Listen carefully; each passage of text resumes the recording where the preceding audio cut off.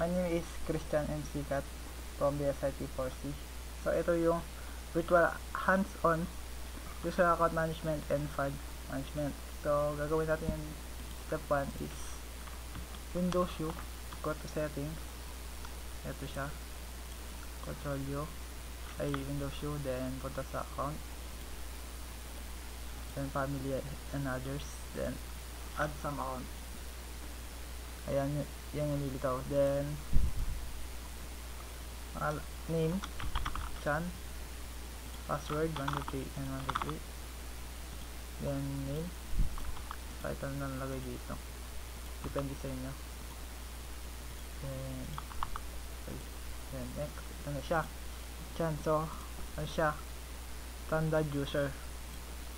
Tapos nyan X, then punta sa yung folder. So sa akin, di siya lilitaw if nasa personal desktop siya. So kailangan pumunta ako dun sa public desktop. So dito yun na yung public.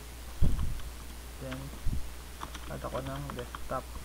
Dito ako mag-add ng yung folder.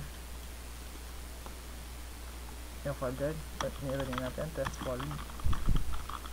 Test folder yan. Ito na siya. Then bigyan ko siya ng isang docs or word document. Ito. Okay ko dito. Yan. Continue. Then i-edit.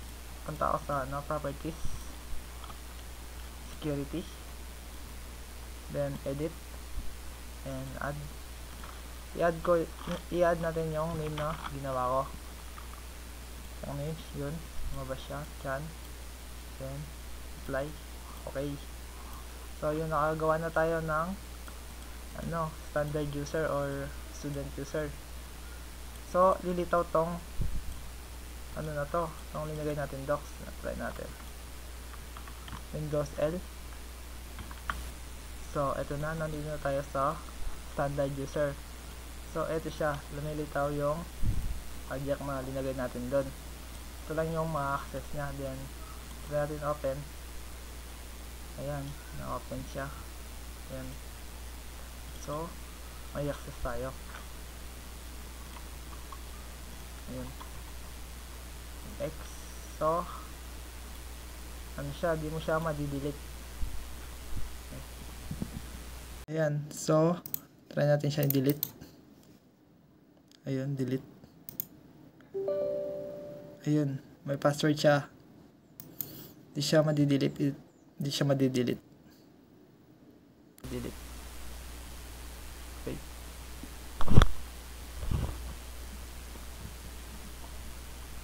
And X.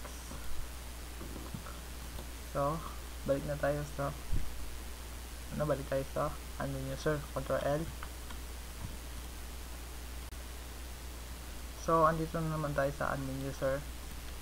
Try natin siyang encrypt yung information, itong laman niya.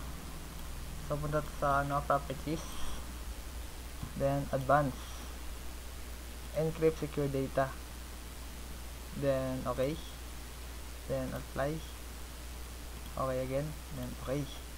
Ayan, naka na siya, naka-lock or hindi siya mabuksan. Try natin sa standard user.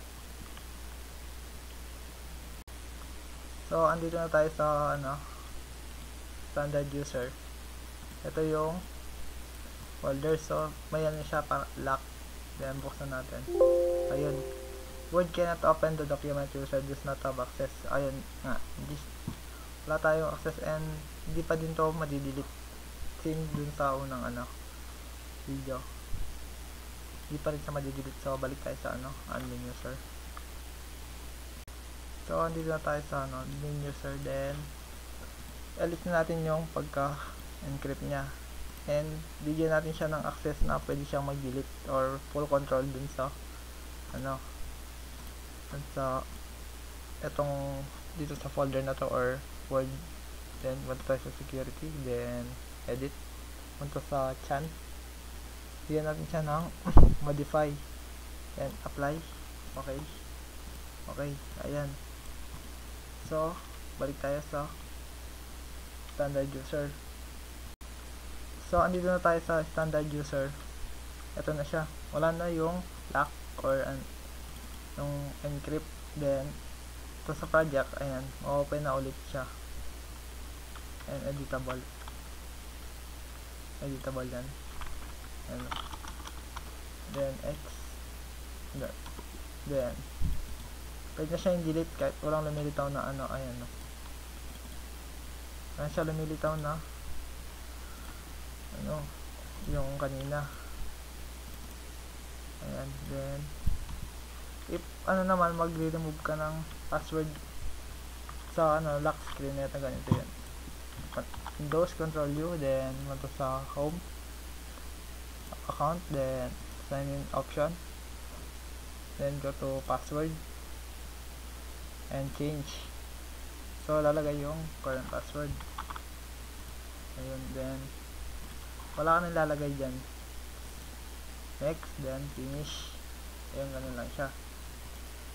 Then if i-remove mo naman yung account, ganito lang siya.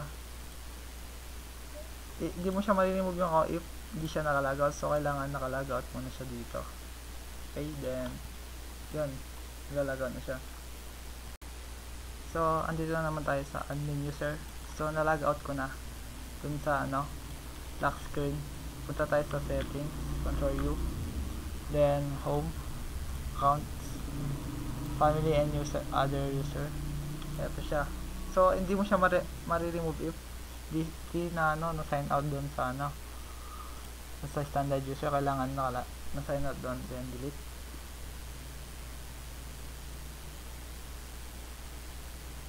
Ayun, bullet na siya.